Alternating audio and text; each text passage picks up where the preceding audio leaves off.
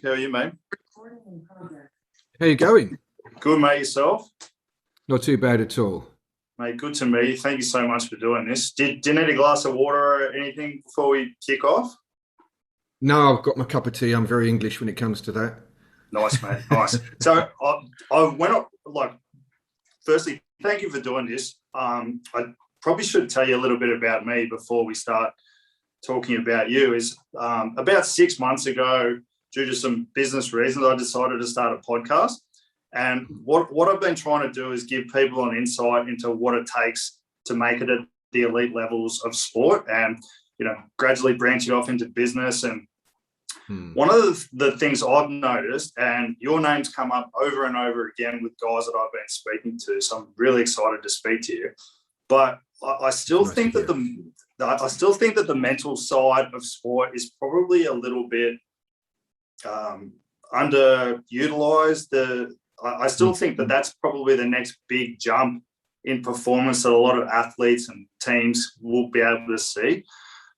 So that's where I'm coming from. So, mate, I'm super excited. So I'm going to start by asking you a question that I hate people asking me because it's hard for me to explain. But who are you and what do you do for a living? So who I am is obviously it's Dave Diggle.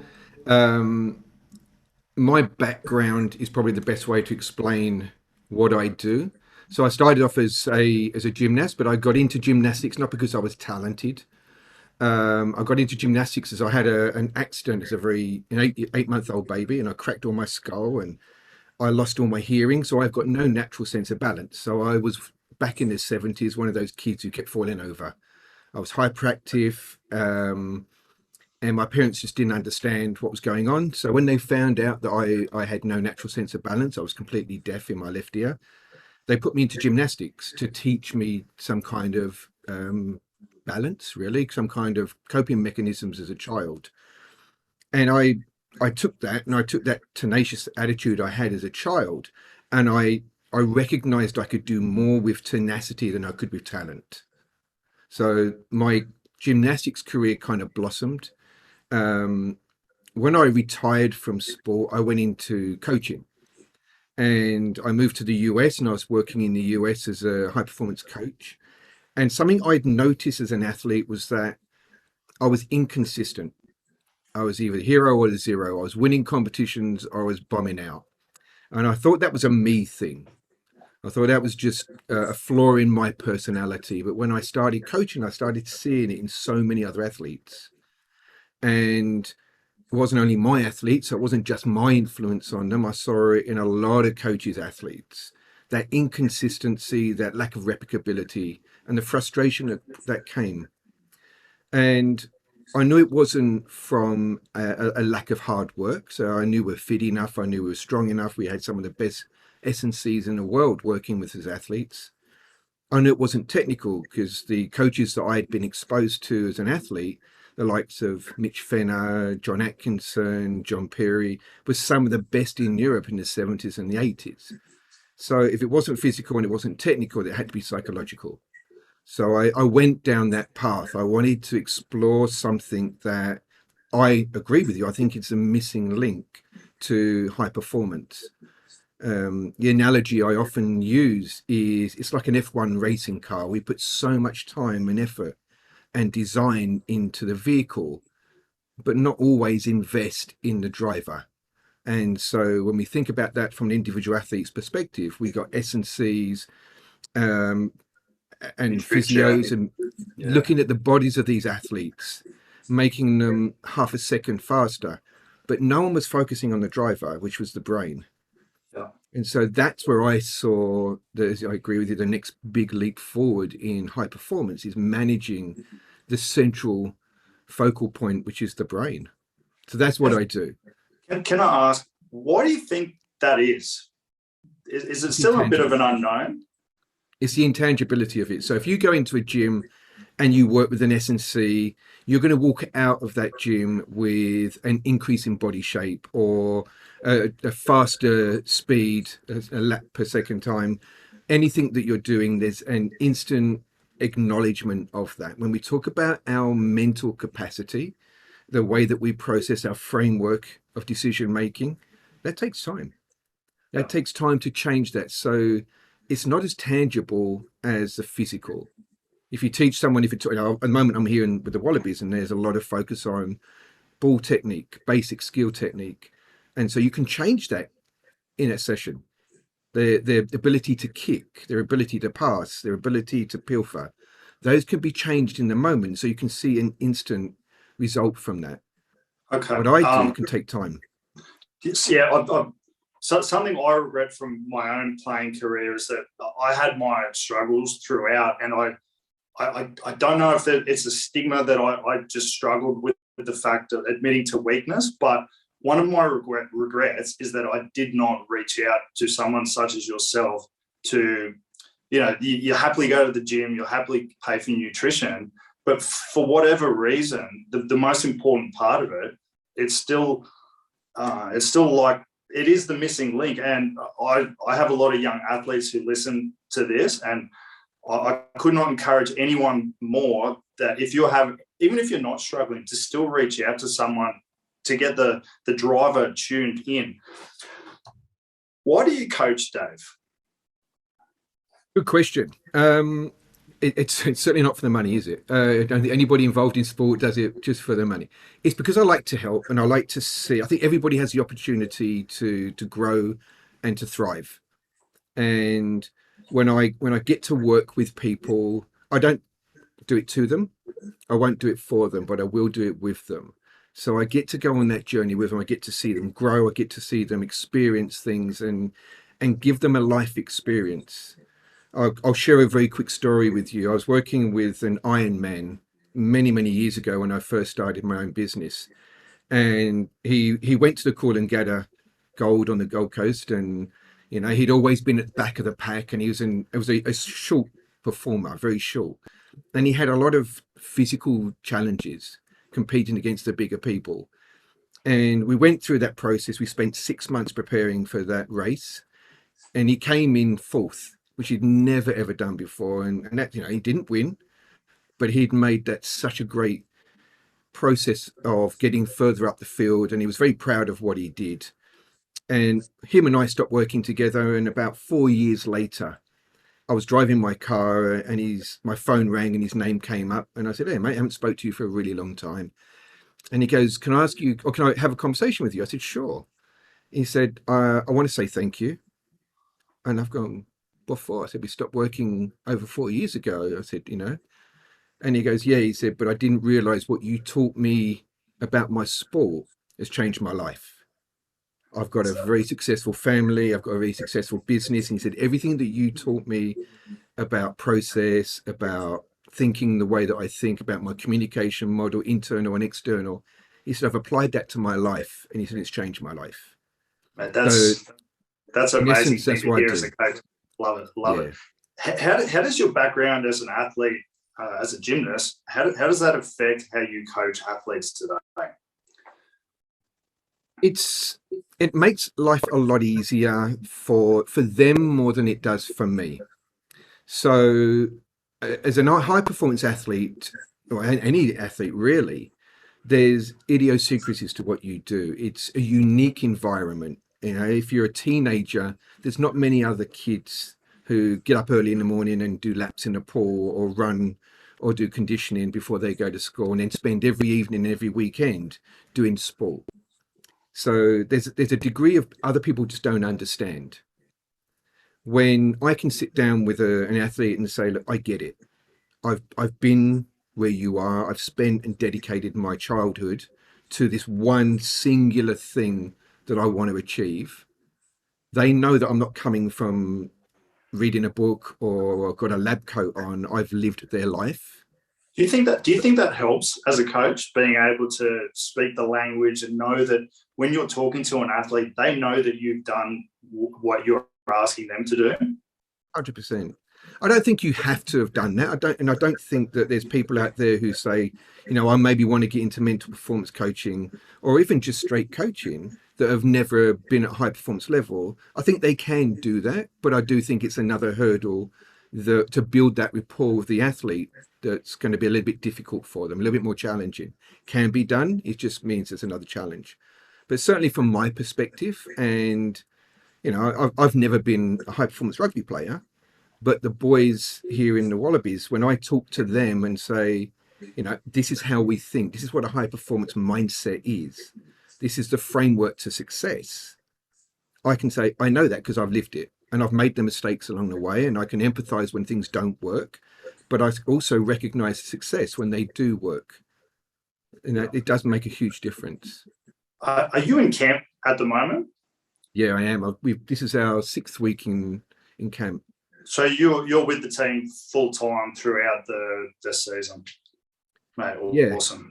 Awesome. I guess doing a bit of research for this podcast, there's any different number of ways that we could take this, and you've yourself have an amazing podcast which I listened to a lot of over the last week.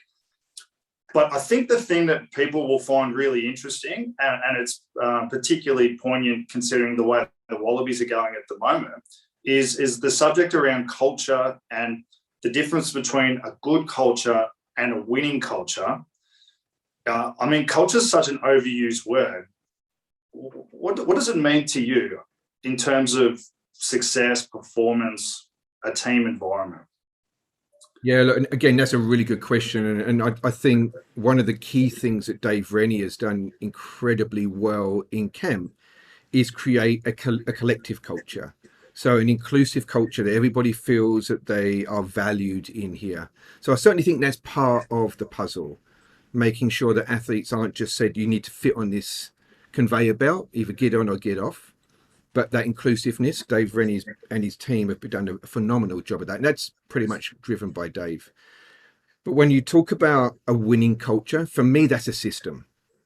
So any kind of success is a process. And the analogy I tend to use with my performers and when I'm lecturing from stage, it's like gardening. You've got to have the right seed. So you've got to have the right selectability. So that's the players, the performers. You've got to select ones that are open to growth, that understand what they bring to the table, that understand that they don't have to just fit in, but they've got to add to the system.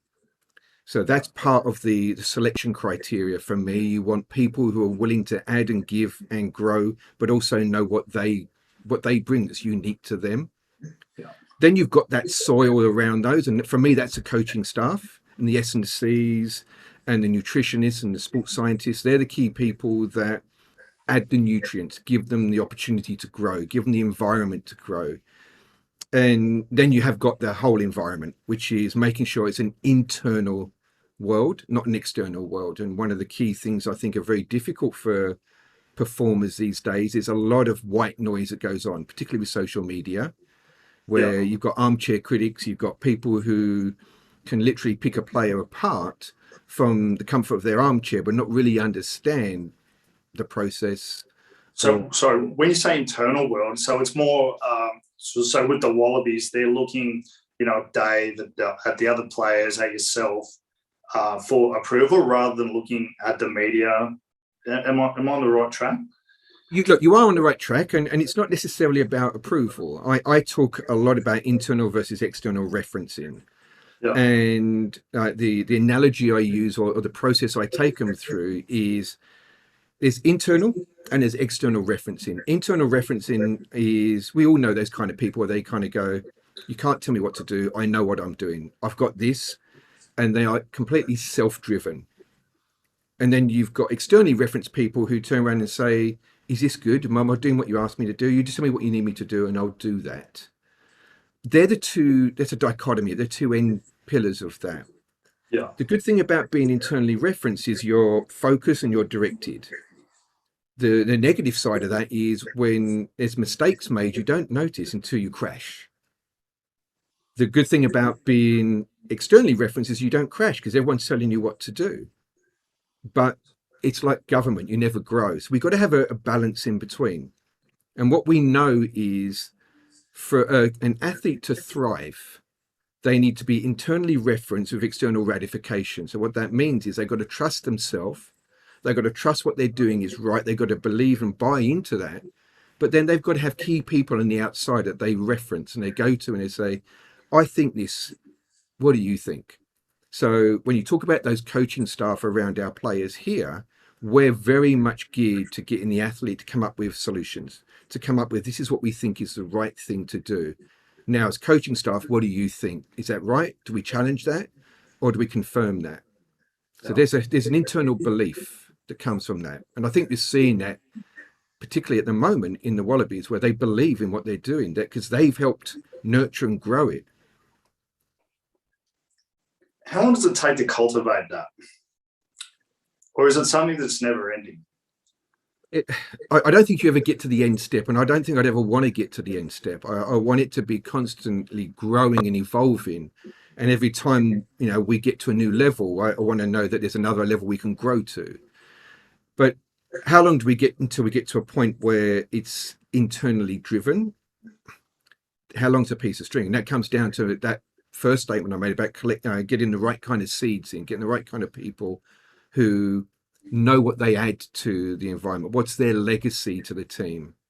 Yeah. It's not about fitting in necessarily. It's about, okay, this is our environment to grow here. What do you add? I've got so many questions.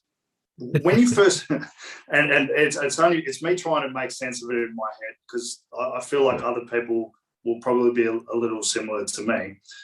When you first walked into the Wallaby camp, what was the first thing that you did?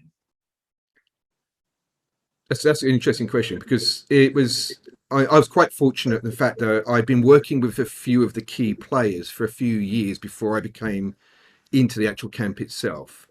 So the likes of Hoops and Pocock and Dane Haylett-Petty, those kind of guys I've been working with for a couple of years beforehand. So I had a good insight, but I was on the outside looking in. When I got in, the first thing I looked for was the relationship with the players. And it's nice to have conversations with the coaches and make sure we're all on the same page. But the reality is, I operate from a different place. So I have to operate from inside their heads of the athletes. So they need to trust me and I need to trust them. So would that be as simple as going for a coffee with them? I do sit and talk to them. We do sit and we plan, and we look at the first exercise I take them through is what I call a funnel process. And I start looking at how do you prepare? What's working for you at the moment? What's not working for you? What do we need to do different? And start to give them some kind of that early tangible look at, I can actually do this a little bit smarter. Yeah. So they can see the value that thinking differently or communicating differently can give them. Once we've started to put the pieces in place, how do you turn a good culture into a winning culture? Because they're quite different, in my opinion. For sure. So my philosophy on growth is we collect data, we build a plan, we apply it. We collect better data, better plan, better application. So for me, it's about setting little benchmarks, building a plan to that benchmark, and then reassessing. So if I said to you, how do you eat an elephant? One at a time. Exactly right. So having that mindset here is super important. Within sport, we're very end step driven. Got to win this. You got to win that. We've got to be Olympic champion. We've got to be Bledisloe champions, world champions. All of those key things are important. But from where I work from, it's not necessarily what we're doing, it's how we get there. And do you assess that? Do you formally assess it, or you go, we've just beaten the French after 75 minutes, losing our best player in the first 5 minutes. I mean, that's a pretty good. It would feel to me that you've just stepped up a notch. So now would be the time to plan, collect data, and then go for the next step, which would be the All Blacks. Yeah, correct. So building self-belief is difficult, particularly when you walk into a team that unfortunately hasn't had a great depth of success. Now, I'm sure there's going to be even bigger challenges as we move forward, but we've now just raised our starting point to a new level. So that's now our new foundations. That self-belief, that working together. One of the biggest things that I started to initiate last year with the team was communication. How do we communicate with each other? This is what I need from you. What do you need from me? So that symbiotic relationship rather than a parasitic relationship, which was, systemic throughout most sports. It's for me. Like I've just gotten into coaching, and the growth of a team takes time, as you're saying. But ultimately at the professional level and any level really, you're judged on results and the performance at that next game, that next week, that day.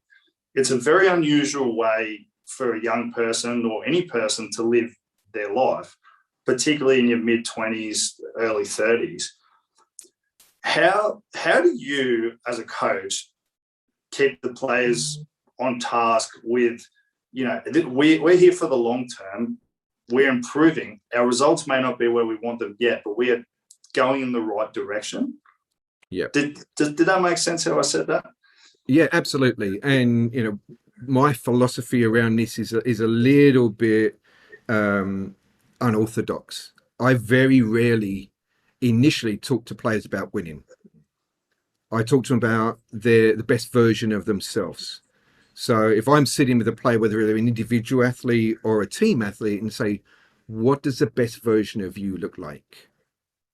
And we'll have dialogue around that, and we'll build a perception of what that best version of them looks like. And then we say, right, where are we right now in comparison to that? Okay. And we'll build a plan. It's a thing I call a decision matrix, and it's broken down into bite-sized chunks. Yeah. And we work backwards. So we start with the optimal version of ourselves, and we work backwards. What has to happen before that? All the way back to where we are right now. Yeah. And so then when we hit our first benchmark, it's all internally driven. It's not driven by what the pundits say on a Saturday, whether we won or whether we lost. And you're 100% correct. There's no other career in the world where you are judged every single week. Could you imagine an office? No. If every week, day, really. Yeah, exactly right. There's no other environment where it's like that. And these are very young athletes, so we've got to teach them that internal resilience by setting their own benchmarks and recognizing success. I often say to the athletes, I think back, particularly the younger ones, I'll say, think back to your last school exam that you sat. And when you got your paper back, what was the first thing that you looked for? And they'll say to me, my result. And I say, yeah, that's right. So you're gauging yourself against everybody else. Where do I sit? What's the hierarchy here? What's the next thing you looked for? And they'll also say, the things I got wrong. Okay, well, you're human. That's what we've trained humans to do, to look for the things that are not working rather than the things that are working. So my philosophy and the language I use with them is, doesn't matter whether it's a training session, a game each week, or preparation or a skill acquisition. The first thing you need to say to yourself is what worked. When you recognize what worked, you can replicate it. And when you can replicate it, you can grow it. The next thing you need to look for is what didn't work, because we want to grow, but that should be very quickly followed. But what do I need to do different? So if you think about my language, there is, okay, this didn't work, but what do I need to do to correct it? So you take ownership of growth. Yes, that makes total sense. I mean, most human beings would look at the results and the negatives first, but for personal growth and the ability to reach your optimal self, looking at what went right is a far better path. It's replicable, and it gives you that opportunity to grow it. So the human brain, if you give focus to something, it makes the assumption it's valuable to you. Yeah. So if you're focusing on the mistakes, your brain will make the assumption that that mistake is important to you. So you're more likely to replicate it. Okay. I wish I'd met you when I was 20, Dave. You did a brilliant podcast on the phases of group development. Can you talk about that a little bit? Because I think that would be really, really interesting for my listeners, anyone. So really. what part of that specifically? Because that was quite a big. The forming, storming, norming, and performing part. And just very briefly, because I think a lot of coaches don't understand it, and I think it's absolutely critical for any young coach to have just even a basic understanding of this. Yeah. So again, I'll use school as a great example of this. So when we go to a new classroom, the first thing we do, we get put into that group. So we get formed. We often don't have a selection around that. We're not part of that discussion to be in that group. And it's the same with teams. We're put into a group. What initially happens is the human then starts to kind of go a little bit within ourselves. We play nicely. We don't really interact. We're just assessing who's who in the zoo. And Yeah. it's quite quiet. And then if you think about a school in the first couple of weeks, everybody is performing very well because no one's stepping on toes. Everyone's very centrally focused on not upsetting anybody. Then very quickly we go into a storming phase. And that storming phase is we do work out who's who in the zoo, who are the more dominant people, who are those that will just assimilate to the group dynamic, who are the nerds who'll go and sit in the corner and get their homework done. And that storming phase is a phase where we drop off in performance. So any team that's been formed very quickly after that formation will drop in performance. Okay. Now, what tends to happen is a coach will step in and try and circumvent that and get us to normalization, which is the next phase. So forming, storming, and norming. What they'll do is they say, no, this is how you perform, this is what you've got to do. But that storming is still going on underneath, So it seems like the underground. storming is actually quite a critical part to the It's group development. incredibly critical. Yes. Okay. So we have to allow that to go through that place. We can encourage it and we can make it happen a lot quicker by giving it structure, which is one of my roles. Yeah. So when we form leadership groups, getting people to understand their role recognition very quickly gets us to normalization much sooner. And we can only perform once we get to a normalization, a stable platform. We can't perform from a storming stage. Yeah. So that circumventing by coaches saying, "Look, this is how we perform," doesn't really allow the athletes to take ownership. They slip back into that storming every opportunity. If they don't win a game, they'll go back to storming and blaming each other and go, "Well, you didn't do this and you didn't do that." But if they know their roles, if they know that, hey, when I'm leading this team, I've got to be very vocal. That's my job, or I've got to be specific in my language.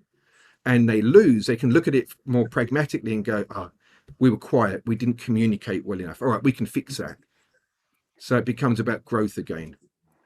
How does a coach navigate a team through that storming phase? Because again, I guess it comes back to what we were talking about before, particularly at the level you're working at. Results are what you're judged on, but it may not be telling the full picture.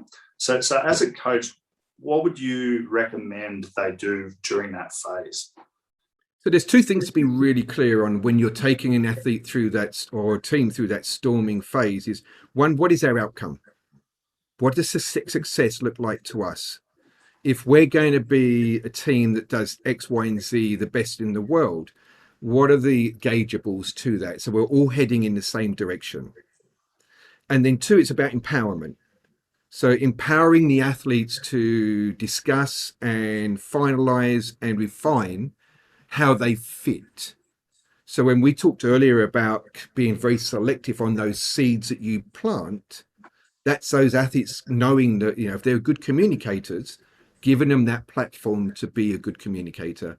If they're good solution orientated players, letting them drive that solution. And so giving them the freedom and as coaching stuff, that's incredibly difficult to step back and let it happen. Yeah. But knowing that it has to happen to get to that normalization is super important. I think that just even that little bit will be critical for so many people to hear, mate, because like how many times have you seen a coach get fired for poor results and then a year or two later they're winning, that team's winning the title? And it's I guess it's really the paradox of professional sport. Can we talk about leadership a little bit and maybe some of the work that you do with the Wallaby leaders? How important for the success of a team is cultivating strong leadership? It's super important because they're the spearhead to what the team is doing. And like, again, Dave Rennie in this environment has been very good at selecting a good leadership team. And it's not only the guys that have been around for a long time, it's other guys that are new to the team, by recognizing what is it they bring, what's their skill set that's unique to them. And for us, and particularly in my role, it's not necessarily orchestrating the leadership. It's having a dialogue with them and saying, okay, if this is your skill set, what does that look like? How do you grow that? So there's players in our team that have been around the Wallabies for a long time, but have never spoken. There's guys that wouldn't even know how to stand up in front of the team and go, you know what? I think this is important to us. I think this is a direction as a team that we could get some good return on investment with, and That'd be encouraging very, them and very building that. powerful. Yeah, That'd be very absolutely. powerful. Yeah, Absolutely. allowing to step up and have that voice, to have those opinions, to have that drive. They may not be selected to go forward with that choice, but they've now just feel that they've added to the team rather than, okay, I've got to try and fit in here and just be part of it. Go Yeah. along for the journey. So in effect, so firstly, does Dave pick the leaders, or do the players themselves pick the leaders? Because I've been a part of both those scenarios as a player. What's your view on how that should work? So I won't speak about how Renz does it, but I will speak about what I think is the optimal, and I think it's a mixture of both. Okay. And so that collective discussion, particularly with the team captain, and you kind of say that these are the kind of things that we recognise from the outside looking in, of what key players bring to the table. From the inside, what do you see? And letting them look back at us and say, well, you know what, this player here, he might not talk in front of your coaches, but he's really significant in problem solving. Or this guy here is, he's not great at standing up in front of the team at the moment, but his strategy understanding is phenomenal, and he'd be great to put in as part of the team. Yeah. So it's a collaboration of both sides of the table, I think. And we've been very cognizant here, and all the teams that I've worked in, if not, it's coaches versus players, but we're all in this together. Our culture very much is things that coaches bring to the table, players don't need to. And things that players bring to the table is coaches can't bring. And going back to that storming phase, everybody needs to understand their role and what they add to the team. What's their legacy to the growth and the evolution of the playing team? So as a coach with the leadership group, you're trying to help them see their role within the team, and to try and help them not just be a part of the team, but add to the team.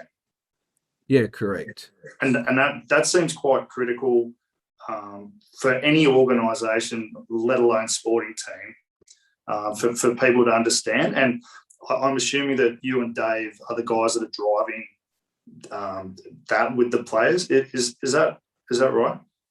Correct. Yeah, very much so. And just on speak to your point before, a good 20% of my clientele is CEOs who want that competitive mindset in their business, and understand that high performance replicability is what makes successful businesses. So back in the day, back in the 70s and 80s, when life was a bit more black and white, sport and business couldn't have been further apart. Today, the mindset of an elite athlete isn't different to an elite business owner. That's right. There's lots of transferable skills with coaches who go into the business world, or vice versa, because it's fundamentally the same. Would you agree with that? Because you're growing people who, again, back in the 70s and 80s, we had to be the ringmaster. We had to have all the skills.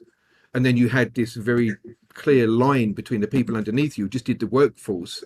And then there was the boss who did everything else. Now it's all about job sharing, and making sure everybody brings their uniqueness to the table. Something I've found very interesting in I'm 6 months into my coaching career, and it really shines a light on human beings and the different personalities, and that all sorts of people go into a sporting team. It's really, really interesting, because when you're a player, you kind of only focus on yourself. Why are some people resistant to change, in your opinion? One of the fundamental fears humans have is a fear of the unknown. So unless we know, one, where we're going, and two, what the outcome or how we get there, then we're not going to want to change. And the vast majority of people are, because of human nature, because we're essentially pack animals, fear failure. Because fear of failure means we're at the bottom of the pack and we're the most vulnerable person in society. So we tend to see people, and I call it the beige band, the normality in the middle, the part where it's the most safest. Now, when you're talking to elite people or high performers, whether you're talking athletes, coaches, or business people, we choose to put ourselves at the top. And often to get to that top of the pack, we've failed so many times. So the fear of failure isn't necessarily as got a big sting to it as people who are trying to live in the beige band, who are fearful of any kind of movement. But people at the top have more of a fear of failure. Sorry, so more of a fear of success and fear of failure. And that's about replicability. So you see certain people kind of go, I've got so close to the top, but if I step above the parapet and I'm successful, how do I do that again? And so that's that the fear fear of of having to that's the fear of success. Can you, something I think so many people would be interested in is, can you cultivate the mindset to step above the parapet, or is it something that you're born with? Because people do it. It's very rare, but people do it. Is it something you can cultivate? Look, I think you're right. I think some people are born, or at least are given the environment at a young age to make that their normal choice is to step above and keep getting hit and step back up again and get hit and step back up again. However, my philosophy, and very much what I've instilled in the people that I work with, that success is a process. And if you're successful, there's a reason for that. There's a process that you've gone through to get to that point. And if you've done it once, you can do it again. It's just understanding the how. So that fear of success dissipates very, very quickly when you know how you were successful. It's just coming back the next week and going, right, what worked, what didn't work, what do I do different to grow this? So I did a podcast with Jake Gordon, fantastic human being, really, really like him. Really lovely guy, yeah. Really good guy. But he was talking about something that I think you helped him with, is going through a process in terms of his passing. So he used to do, my memory's a little shoddy, but I think it was something like he used to do a lot, and then you cut it down to quality reps. And in his head, once he's ticked that box, he knows that he's going to be good that day. So in terms of helping athletes know how they got successful, is it coming back to having a process, and then as a coach, helping them understand what that process is? Yeah, look, there's two parts to that process. Number one is creating an internal blueprint in your brain. So it doesn't matter if you're passing a ball, kicking a ball, hitting a tennis ball, or as a gymnast doing a somersault, or cleaning the teeth or riding a bike. What our brain does, it creates a blueprint in our brain of how we do that. Oh. When we understand the how, it's not about doing multiple versions of that. It's about knowing, what do I need to do to know I can do this? So I teach, the second part of this is I teach a funnel process, is what I alluded to earlier. Yeah. And that's what I call that the 7 to 2. And that 7 to 2 is a week out from a game. I say, right, how do you want to perform? And I get them to identify that. I get them to get really clear and specific about their performance in that coming week. Now, initially they'll say to me, I want to win. And I'll pull them back from that and go, how do you want to perform? When it becomes a consequence of you performing. And they'll get really clear and really defined about that. And I'll say, right, what do we need to do this week to tick the boxes so that you can perform? Because if I said to you as a player, the day before a game, how do you know you're ready? What would your response be? Me, I wouldn't have been able to tell you. No. Like, you'd be waiting to feel a certain way, wouldn't you? Wait to feel comfortable. I feel good for whatever reason. That there was usually no logic to how I felt. Correct. And, congratulations, you're human. So that process of I need to feel a certain way is so inconsistent, it creates doubts in our brain. So going back to Jake, whether it be preparing for a game or focusing on a skill, it's how do I know I'm ready? How do I know I can pass that ball effectively? And it comes down to whether you're doing line outs or you're passing a ball or you're kicking for goal. It's what's my process? What's my blueprint? So there's a couple of other players I've worked with who are the kickers. And historically, they'll come to me and go, I'm doing 30 to 50 kicks a day and I'm getting knee issues, I'm getting hip issues. And I'll say to them, why are you doing so many? And wait for it to feel right. Okay, let's go back to the blueprint. How do you kick? Then how do you know you've kicked that correctly? And they'll go, okay, I'll follow my process. I hit the ball in a certain point. And once that ball's left your foot, you have no control over it. So your job is finished. So the same with passing. People will say, a good pass is when my partner catches a ball. That's not. A good pass is when you followed your process. It's left your hands and you no longer have any control over it. Now, they may catch the ball or they may be off the pace and miss the ball, but that's got nothing to do with your process. That is so valuable for young athletes to hear. Can I just ask, Dave, if you've gone, just say I've gone through that with you, and then on the weekend I maybe didn't perform to the level that I wanted or was required of me. Is it a matter of going back and just adjusting the process? Yes. So adjusting your blueprint and just, maybe it's do 10 scrums as opposed to 20 scrums and just, mixing it up. And once I've nailed my performance, that's what you go back to each week. Correct. Yes. So if we've got that blueprint, let's say we've got that blueprint and it's working for you. Let's say you're doing line outs and your line outs are really clear all week. They're hitting the nail every single time, your process. And then come to game day, your emotions go up. And as long as you follow your blueprint inside your brain, you're going to get the same replicable outcome. If you're emotion driven, if you're gauging off emotions, come to game day, your emotions have gone up. So what have you trained for? Yeah. So if you follow your process, but it doesn't work on game day, the first thing I'll say to you, okay, what worked? Even if you had the worst game of your life, I say, what worked? And they struggle to come up with things, but they'll always come up with something. Okay, what didn't work? Oh, I didn't follow my process. What part specifically didn't you action?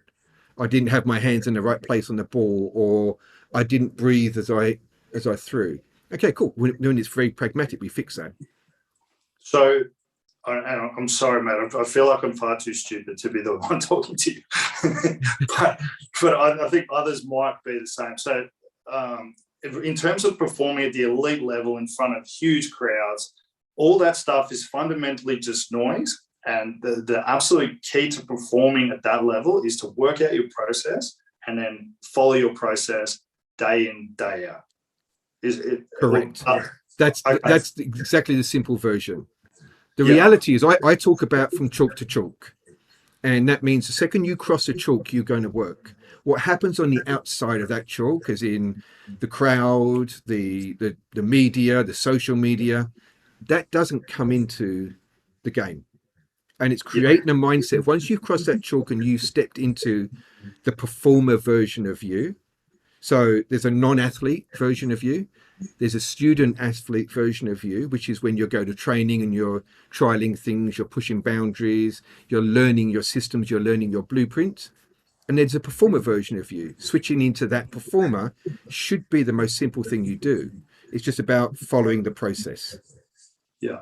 So ideally, Shoot Shield, Brisbane club rugby players, just in an ideal world, I know it doesn't work like that, but they should be trying to be at the starting phase of that, trying to learn their process so that ultimately when they get to you, they should be nailing it and just adjusting it. I'm sure it doesn't work like that, but that's an ideal world. Yeah, in an ideal world, I think one of the key things I've learned, particularly about Australian rugby, is our grassroots versions should be having more than the Wallabies, should be having someone who do what I do at the grassroots. I agree totally, mate. to Totally. help those young athletes form good habits from the start, rather than get to a certain level, whether that be, the franchises of Super Rugby or the Wallabies, and trying to correct old behaviours.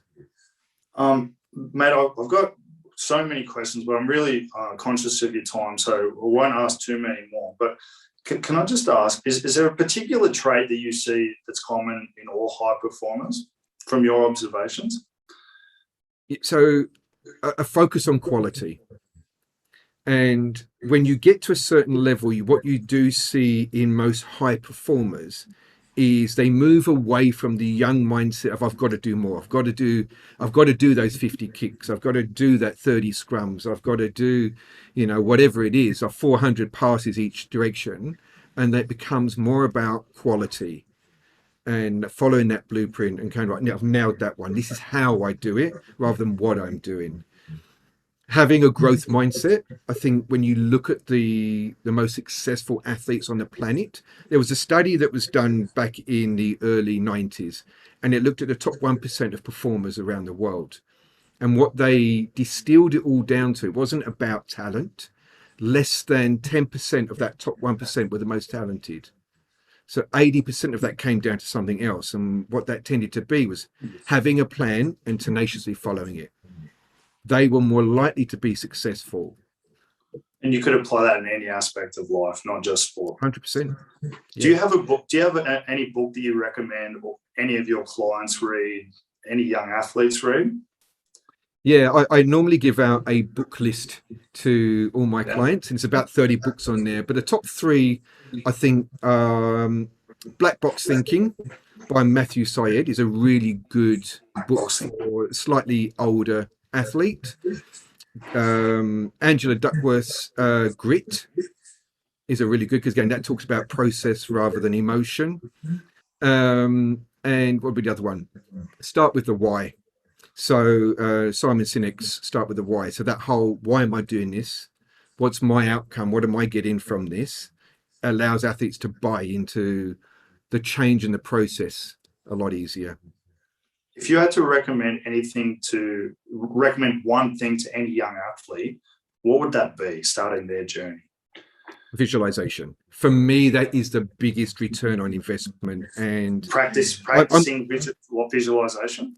Practicing it? Learning what visualization is. I mean, I'm very fortunate. I work in a lot of different sports, from motor racing all the way through to ice skating and rugby and soccer.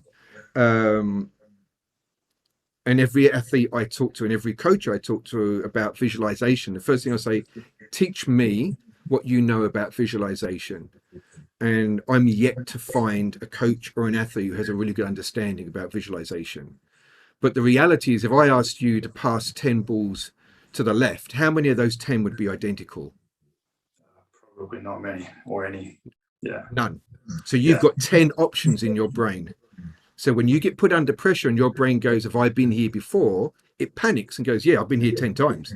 Which one do I pick? Yeah. If I asked you to create an image inside your brain of passing a ball 10 times, how many of those could be identical? Yeah.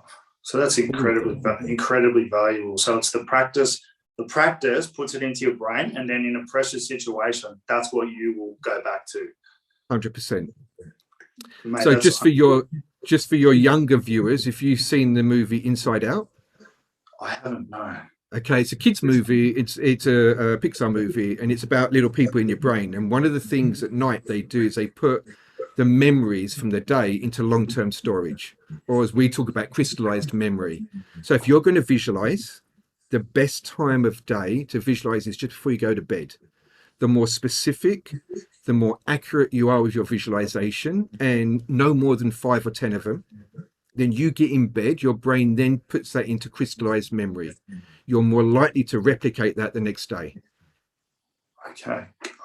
Wow, that's fantastic, mate. Last question for you. What advice would you give 18-year-old Dave Diggle? I ask all my guests this, and you can go any direction you like. Doesn't have to be just about sport or anything. Yeah. So when I put my athletes out to compete, the last thing I say to them is trust, believe, enjoy. trust in your preparation, believe in yourself, and enjoy what you do. And if I had an opportunity to jump in a time machine and go back to the 18-year-old version of me, that's exactly what I would say. I was way too influenced by the white noise that went on around me, what other people thought. And I didn't trust in myself. I didn't believe in myself. And I certainly wasn't enjoying it as much as I should have done. That's a fantastic way to end. Thank you so much for your time, Dave. I really appreciate it, mate. Where can people find you online? Or do you want people to find you?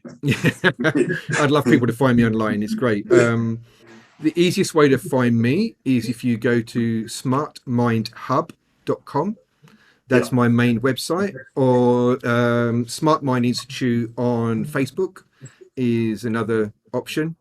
Or they can email me at office@davediggle.com. It's the easiest way. And I'm happy to answer questions for anybody. I highly recommend everyone listening to your podcast. It's fantastic, and I hope you do more of them, mate. Congratulations on the win on the weekend. I hope you guys enjoyed it enormously, as we all did.